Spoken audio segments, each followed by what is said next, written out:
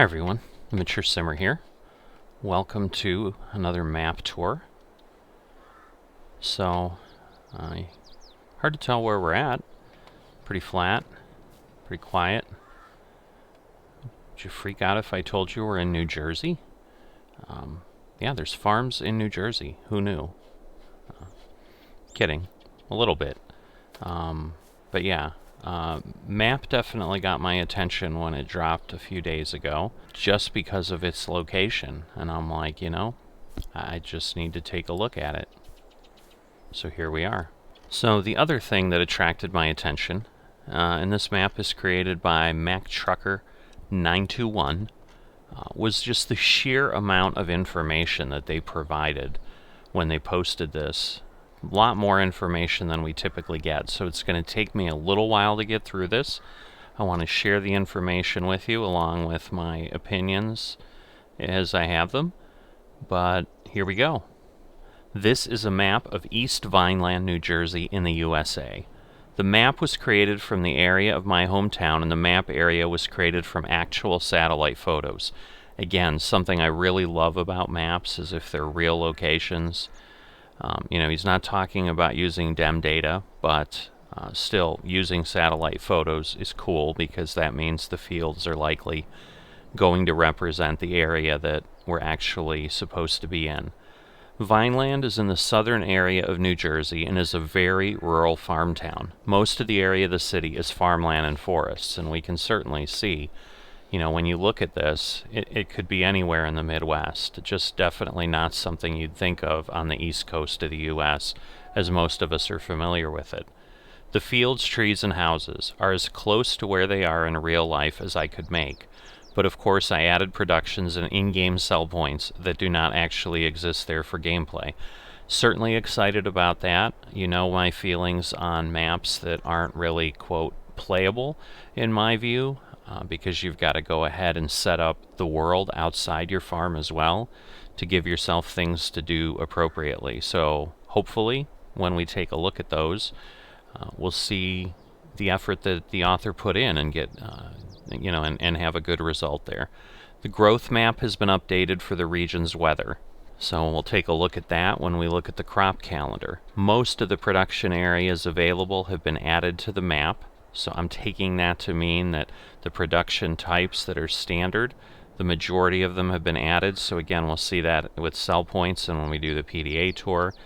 There's a wide selection of starting equipment to get you started. Could be good or bad, we'll take a look. The production areas have been edited to both hold more pallets in the spawners, and the production pallets have higher capacities. So that's pretty interesting. I don't know that we're going to be able to see that here in the tour, but it's definitely something to take a look at and understand. There are 118 different fields, all with field missions ranging from the smallest field of 0.236 hectares, 0.583 acres, to the largest of 8.236 hectares, 20.35 acres. Land prices have been calculated from the average land cost of the area. All land areas are purchasable separately. The land where there are houses is more expensive than undeveloped land, as it would be in real life. The solar farm can be purchased and will give you $3,000 an hour income. The solar farm can be sold to clear the land for farming, but it can only be sold after the land is owned by the player. The main farm area has a multi-fruit storage silo with a capacity of 1 million liters and will hold everything in the bulk category. Grapes were added to the bulk category so they can be carried in any in-game or modded trailer that carries them in the bulk category. A workshop area is also on the main farm and is owned by the player, new farmer mode only. Added the ability to shred logs into wood chips at the sawmill as an additional production. Includes cow, sheep, pig, and chicken areas that need to be purchased to use. The cow, sheep, and pig areas have added bale triggers for feeding. The cow and pig areas have added bale triggers for straw as well. Simply leave the bales in the triggers and they will automatically empty as needed. Husbandry capacities are 250 cows, 350 pigs, 500 sheep, and 500 chickens. So for those who love animals, really cool information there. You can have a lot of them. All animal nav mesh areas. I'm not a modder, so I don't know specifically what that nav mesh is, but they have been redone and their pastures are custom made. I'm assuming the nav mesh is where your trigger points are and things like that. There is a storage area at the main farm for slurry and digestate. Interesting. Added cornmeal and cracked corn as additional products that can be produced at the grain mill from corn. Cornmeal can be sold at the pizzeria, farmer's market, diner, and the supermarket. Cracked corn pallets can be purchased at the shop for chicken feed or produced at the grain mill. Cracked corn can also be sold at the farm shops. Added sunflowers, oats, and cracked corn to the chickens' feed. Chickens require wheat, barley, sorghum, or oats, which are 25% of their feed requirements. Sunflowers are 25% of their feed requirements, and cracked corn is 75% of their feed requirements. Total of 125% productivity. Added straw swaths to canola and soybeans. All the bushes are mowable. When the bushes are mowed, new meadow grass is planted in their place. The bale capacities have been increased. Custom modded, it says modeled, it could be modeled, license plates for the area. Lime production point has been added to the debris crusher to make lime out of stones. MAP is precision farming ready. Lime, seeds, solid fertilizer, and bulk mineral feed can be purchased from the silo at the main farm and the farm shops. Slurry can also be purchased at the farm shops if needed. And then they give their contact information for contacting them if there's any bugs, suggestions, floating trees, etc. So there's a lot to unpack here, and let me just say, as I go through this, I'm impressed with what they've done. I mean, really the closest this gets to anything I've looked at is Ferme Bayonne, which took a standard map.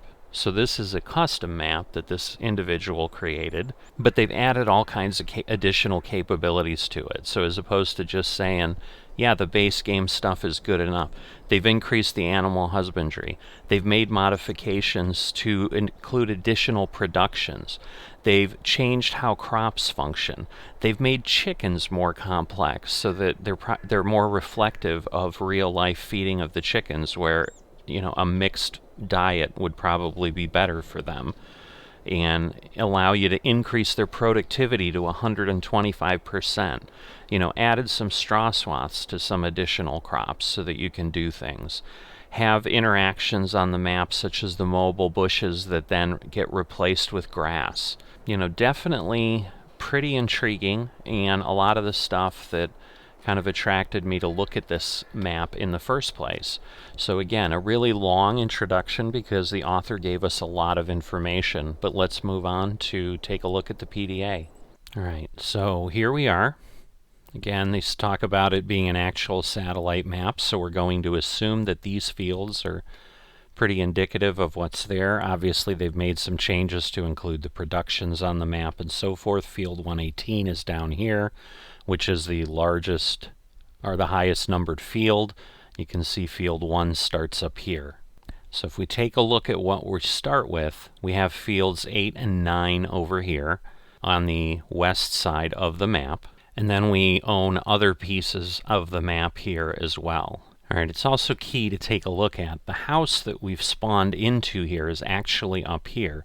It is owned by us, but it is not next to the fields that we own.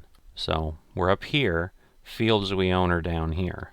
So this silo complex and this liquid manure tank are on ownable land by us as well. And then we also own the BGA facility, which is here, has a value of 0 if you were to sell it off.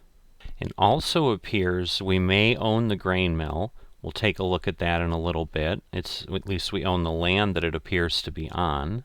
Alright, so taking a quick jump into production chains, so we do own, as we said, the biogas plant. That is the only production that we appear to own, even though we have land on several of the production facilities. Up here and down here, we own these. So the oil mill land and the cereal factory land are ownable pieces of land, but we clearly don't own those, so you'd have to purchase them if you were to use them. Similarly, the bale area and so forth here. And so the author may have done this for functionality, and maybe because of all those things that they changed up, it may be required to make things work cleanly. And in new farmer mode, obviously they're trying to cater to the player who doesn't want to do a lot of setup. Alright, so next let's take a look at the land values. He talked about land prices kind of indicative of what's in the area, so we can see the fields we own are... Alright, so let's try this again. Sorry, I just noticed I wasn't on dollars. I was set to pounds. So anyway, back into this. So $230,000, $214,000. And then our home here, $130,000. That's 101. So, you know, he did say the areas with homes are more expensive. It's just hard to say exactly where they're at because the fields, you know, I don't know if that's a home. That probably is 154 compared to, you know, a field here that's 69,000.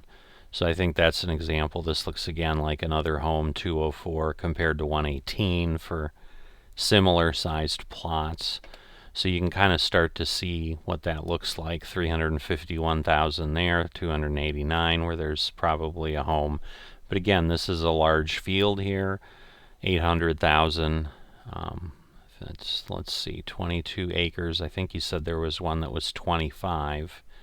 So there may be a larger one than this, but this one's slightly over $1 million. 1,113,000 is what I'm seeing there. Alright, this may actually be the largest field. If I take a look at the author's notes, it says 20.35 acres, you know, where this is reporting slightly larger than that, but this is probably then the largest field. So you've got things that range from basically $1.1 million to $70,000. You know, there may be some smaller plots out here, but right now, yeah, okay, so that one's under 50. That may really be kind of the smallest one we're looking at here as I click around quickly to just, you know, other things that catch my eye to see if I can find one that falls below that, but it does not look like it. Alright, so a quick look at the map. We've got farm shops, bales, there's the lime seeds, grain sell point north. I think this is the grain sell point south that I saw. So there's a farm shop south, again lime. Fast food restaurant here, farmer's market, supermarket, pizzeria. Some of those were the locations that had additional items that they would accept for sale. Supermarket, down here, pond water fill. Okay, interesting. Then you've got a dairy, a grape processing unit, a sugar mill. I don't think we have any production down there. An oil mill, a spinnery, a sawmill, the BGA, carpentry, cereal factory up here. No other productions there. And then we've got the grain mill plus, which is the one that would have the additional, I think, cracked corn and things like that that would operate. Let's see, there's one down here too, a bakery. You know, but those are the productions present on the map. Let's take a look at the crop calendar. Very nice to see this. It's not just simple changes. There's some significant movements, certainly, right at the core crops, the three grains at the top. You can see a lot of variety of what is normally present in the default game. You know, obviously there's things that there's some liberties taken, thinking they probably are not growing sugar beet. They're probably not growing cotton, olives, things like that, but obviously they're allowing that to some degree in the map, but still with some changes where the harvest window for olives super small, just 1 month that you could harvest if you play on seasons. So let's do our quick tour of the sale and you know, storage points. So you know, obviously anything with a value can be stored in things we own. You can see we've got 3 to 4 sell points, obviously for grapes, significant amount. Olives can be just sold at the oil mill. And soybeans have some limit. Corn, as you might expect, can be sold everywhere. Potatoes. Cotton can be sold at the spinnery. Okay, lots of places for eggs, wool, milk can be sold. Wood chips. Obviously the BGA and other things will accept straw and silage. And then as far as the productions, we'll just quickly go down, see if there's anything that shows up as blank. Looks like at this point they've done a good job of assuring, okay, chocolate has no selling point.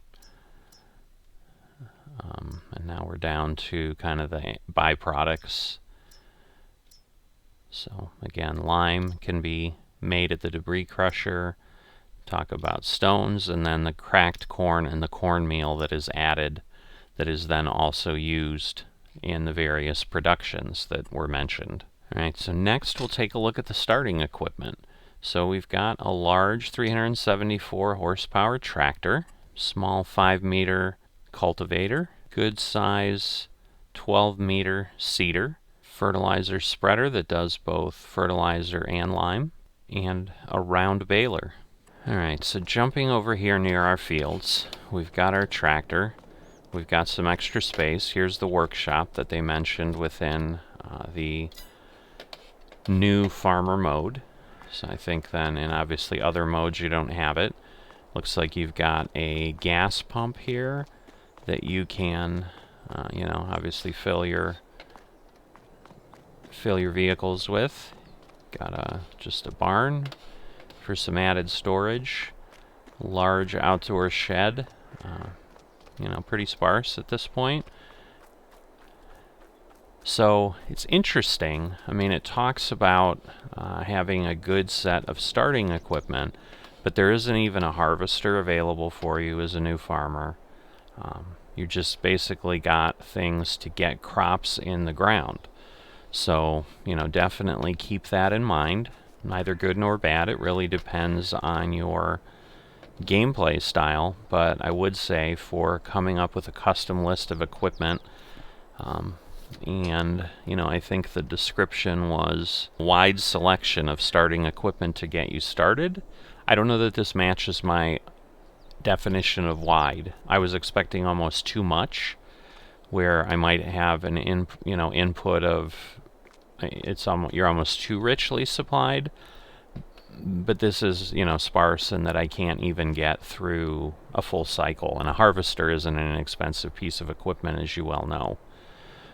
As far as I know, I didn't, you know, the game or the map didn't indicate I needed to do anything else, that it's using any kind of custom equipment that maybe I didn't have loaded or something. So just so you're aware, that's what you've got there. And then obviously your silo that's going to take things, and then the slurry tank that he mentioned that was present that you'd be able to use. And then fields 8 and 9 are right down there for us to work on. So as they sit configured, looks like we might have some harvestable sorghum. Yep.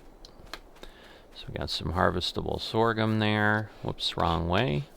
Alright, and then over here we've got some harvestable wheat. Okay, so those fields there, you know, the animal location, as it mentioned, you need to buy those. Those are not part of what you own to begin with. Price for that, I took a peek, $190,000, so not inexpensive. But yeah, you've got 2 fields ready to harvest, but basically nothing to harvest it with. So maybe the idea was you'd lease the harvester to start out with the first year, you know, and then sell the crop and maybe get yourself a good start to then be able to take that and go forward. You know, it's not that you're provided with nothing. You definitely have some things, but no trailers to take the crops to market. You can have bales, but really nothing to, again, move them around with. No trailers or anything like that to pick them up with, and so forth. And obviously all the other things you might want or need. If you're not just picking up straw, say from the wheat or the sorghum, you might need a tedder, windrower, and so forth. So definitely space here on the farm to grow out, but it'll take you some work starting with the starting equipment, because you're definitely not slathered with all kinds of things that you could then easily sell off and make a lot of money. Alright, so let's quickly head into flight mode here, take a look around. You know, again, Some of my pet peeves with maps are bad edges. Definitely not the case here. I think they've done a good job. They've put plenty of forests in to give you visibility, and that would make sense as you were coming up on the map and not suddenly running off at the edge. You know, you've got a little bit of rolling hills here. So yeah, this edge looks like it might be a little bit, you know, it's just kind of a stood up border, but I think it still gives you a good view. So just wanted to come down here, but yeah, you can see, you know, at least it's a visual edge that you have. The challenge I think you've got to be aware of is you don't have a lot of space between the edge of the map and the edge of the fields if you're using these at the edge. So you definitely need to get creative in how you work those fields to not run into any issues. You know, and as they mentioned, the houses and everything else are as close to real as possible, so we're going to assume that, you know, there's that many homes. So, you know, you could, I suppose, buy this land and then clear it out, expand some fields. It definitely gives you some different type of opportunities because it has a lot more homes in place here. You know, here's some of the sell points and so forth. So we'll check out some of those as we go around the driving tour. So this is that really large field here. I believe the biggest one on the map. And, you know, not anything you'd not expect. I mean, we saw it on the PDA. A lot of densely packed fields would make a lot of sense because the land out in the east certainly tends to not be inexpensive. Again, this is a rural area, but I don't think suddenly land values drop to nothing. And so when your land is expensive, you're going to want to maximize the usage of it if you're a farmer and use every last nook and cranny. So, you know, not a lot of space between fields. So if you're playing with crop destruction, you're doing things like that, you're going to have to be really careful, which is going to be part of the challenge if you enjoy that. So, and obviously if you don't, or if you want to give yourself a break on this, you can certainly turn things off. Okay, so this is the solar farm that they talked about that you could purchase and then make, I think, $3,000 a day or a month on it. Oh, $3,000 an hour. So you could certainly make a bit here. Let's take a look at the cost of that. All right, so the solar farm itself is just that space. A little over $750,000, which would make sense for something that is going to throw off that kind of income. But if you're looking to do that, you know, that you have that to aspire to, or you can be part of the green technology solution. Again, this is our location here that we took off from. So once again, we've got our storage areas and the 2 fields we own there. So normally I don't show this as I just go in and buy the vehicle to do the tour, but again, you've got the New Jersey license plates, you've got a pretty nice setup for looking at your vehicle and so forth. You know, definitely a pretty nice view versus just an inside showroom. Right, and so the store where they spawn at is down here near fields 20 and 21.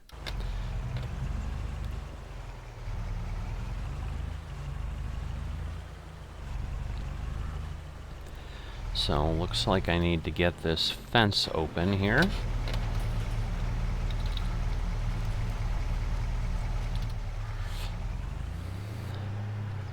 So let's get a little bit of a tour going here. So I'll turn to the left.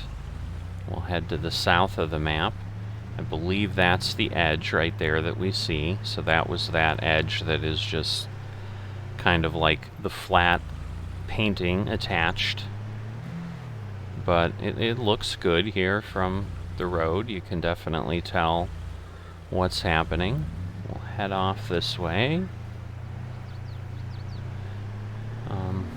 This actually has more contour to it than was really visible from up above. You know, it's that gentle type of roll that you'd expect in certain states. Certainly, you know, as you get like into Ohio and Indiana, Illinois, a little bit of a feel like that. You know, I think this will be down toward, you know, toward Maryland and those other areas, you know, that you're heading toward. Just continue heading over here. So this is one of the production locations. So this is the grain sell point south, and then we've got the sugar mill coming up here as the next one that is on the map here. So Glenwood Sugar Mill, you can go ahead and obviously purchase that if you want to operate that. This was, again, I think probably the smallest field on the map, 108. So it gives you a little bit of a perspective. Definitely very, very small. You get through that pretty quickly. Sorry, just trying to look around, give you guys some views, but obviously that always makes it a bit of a challenge to drive. So we've got some of the spaces down here, the sell points on the south end. I think it's the farm store south, along with the lime purchase area. I may have gotten to a point where I can't actually turn. Let's see if I've got any kind of farm road up here. I may, but I may also end up in a dead end. But so yeah, you know, you just kind of hit the tree line. There's not really a road end, and I'm sure as we get closer there, we'd have you know, X's and so forth that would appear that would keep us from running off the map entirely. So there's technically a road here, I guess. I mean, it is just a map tour, and you know, I've kind of got destruction off anyway, but still want to be giving you a feel of what it would be like if you were out here working on this. But then, yeah, we definitely hit kind of a dead zone here where not so obvious what we would do or where we would go. Let's see. Well, let me see what I can find. There's got to be a little bit of a road somewhere. There it is. Alright, so that'll get us up.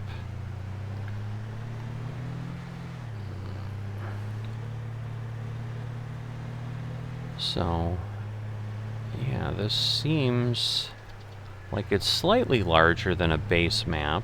Looks like it's almost like a 2x2, not a 4x4, just from the kind of the coordinates we're getting on the map. You can see we're at 1969, and obviously the edge is right there. So it's like 2 kilometers by 2 kilometers. Just to kind of have some thoroughness, I'm going to head over this way. Make sure that we get something appearing. Well, we don't. So they might be behind there. I don't want to fall off the map in the middle of my map tour, so we'll leave it there. But so, you know, just curiosity, but nothing crucial. There's the oil mill. Again, this is one of the ones on land that we do own.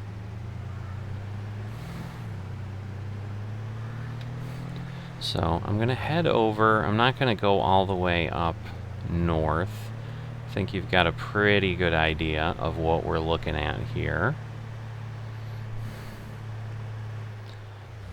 And I just want to get over to our fields. Alright, so it's the sawmill, the biomass heating plant, and the carpentry location.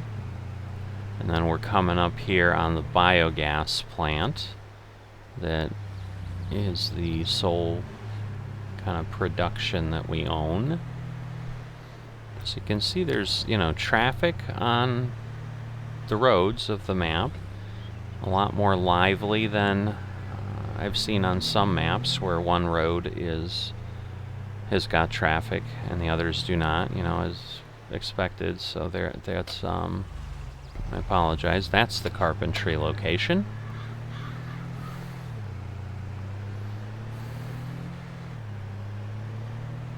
Alright, so we're getting close here. We're at 600. That'll be the other edge of the map. And if we head north, let's see, because our location is there, you can see kind of where we're at. I'm just trying to figure out what our entrance and exit is. It might be this here with the animal pens that we don't own but that are present to be purchased if we want. So there's a manure heap there. But yeah, this gets us in here, and then we've got the fields that we walked around on foot there, but that gets us here to our location. Alright, so we'll take a look at each of the pastures. I've gone ahead and, added some cash in so that we can just take a look. So you've got the sheep pasture here. This one, when we purchased, was about $190,000. Alright, so we've got the pigsty over here. So just to give you a point of reference, it's up on the opposite side of the hill. So that building over there is the sheep pasture that we just came from. So you can see they've kind of got a pen. This is over here near the road. This has a capacity of 350 pigs. The sheep has a capacity of 500 sheep. Alright, and then we've got the cow pasture up here. So again, you can kind of see where it's at. A field separates the farm we have. The pig enclosure is 101. Cow enclosure, 291, 470. Alright, and then over here, out behind the house, we've got our chickens. So again, capacity for 500 chickens here. And it's this space here, $45,412 to add the chicken coop. And again, this is our home right there, so that would be an easy one to add. Cow barn's right across the street. So, as you expand things, you can make it somewhat contiguous with where you're living. Alright, so the last thing I'm going to try is Courseplay here. One of the things you can see on the map, the green lines are some of the auto drive network things that are created with the automatic traffic lines. So you can see, the main roads all have traffic. Alright, and we can see very quickly it generated the course there. Not really unexpected. Okay, so some issues there. For field picking, it looks like field boundaries are not always honored. Okay, I didn't really pick a field there, so that was my fault. That may be the only problem. Yeah, I'm looking for other things that fields are close on. But yeah, let's go ahead and pick this. Interesting. So now it didn't pick it together. Alright, so yeah, the problem is it will create it in that grouping. So, alright, I have no idea how 113 got picked at one point. I haven't been able to recreate the ability to do that. But that does appear to be, the only field that I've stumbled upon so far that has some boundary difficulties, which you can obviously, counteract with drawing your own and so forth. It's just, it may be something you'll run into, because certainly if you're one who always likes to get the largest field, with the intent of then automating some of the work with Courseplay, you're going to have a challenge there. 48, I think, just has what looks like a line down it separating it, but it's labeled as one field, so I would expect it to do what it's doing there. Again, we had looked at these are separated, so it just does appear like there's one little issue with 113 and 114, and maybe that's because that boundary is so small. That is where we drove up. If you remember, it was quite thin. We barely had the width of a pickup there, so it may just be close enough that it blends them together for some reason. But Courseplay does look like it will function on the map and will do so as expected. And none of the field shapes are that unique, so I would have been surprised if that was the case. But yeah, at this point, I think we've gone through everything: animals, Courseplay, the standard map tour information. Would I play it? Yeah, I mean, it's certainly intriguing enough. I like it. I like that it's an area that there aren't a lot of maps in. So if you want to play up in the Northeast US, this gives you that choice. I think typically what we see in American maps are things in the Midwest, and kind of in the typical farm states. So that was one of the reasons this caught my attention, especially when it wasn't just a fictionalized map. So it's clearly showing some thought and some research. And once again, the fact that it's got all those additions as well to gameplay, just makes it intriguing. It gives you some options to do different things on it that you'd have to work either with other mods because they're not built into the map and so forth. And once again, the unique crop calendar, that's a big selling point for me personally. I think it's really nice when creators do that, especially in FS22 now that we don't have the ability to kind of load our own calendars like we did with the Seasons mod in FS19. Maybe that'll change, but as of now we cannot do that. So pretty good effort. I think it's well done. I think it's got some character. I like the fact that it's got a lot of the traffic. It seems lived in from that perspective. The one thing I realized is, there's not really a town that is part of this map. So one thing I was thinking is, well, there's cars, but I didn't see any people walking around. But we're truly out in the farm country here, and there's not going to be a lot of people walking along the road normally. So, it looks like maybe this off the map here gets us close to town. This obviously is a golf course that it borders on and so forth, but but you can see the other areas of the satellite view that surround it. It fits in well. Obviously they've done what they said they were doing as far as just creating the fields, and you can see they're definitely just jammed in, and very little space between them. So I think they faithfully modeled what they were given. And I think once again the key comment that you'll get from any creator is the first comment they gave us: the maps created an area of my hometown.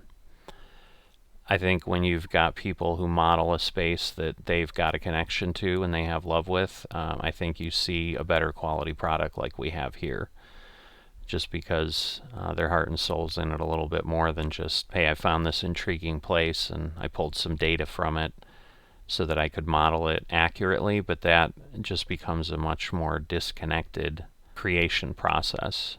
It's more of a task than it is a labor of love, like I think a map like this was. So you can feel that in what Macktrucker's done here, and for all those reasons and more, this may be one you'll see me on in the future.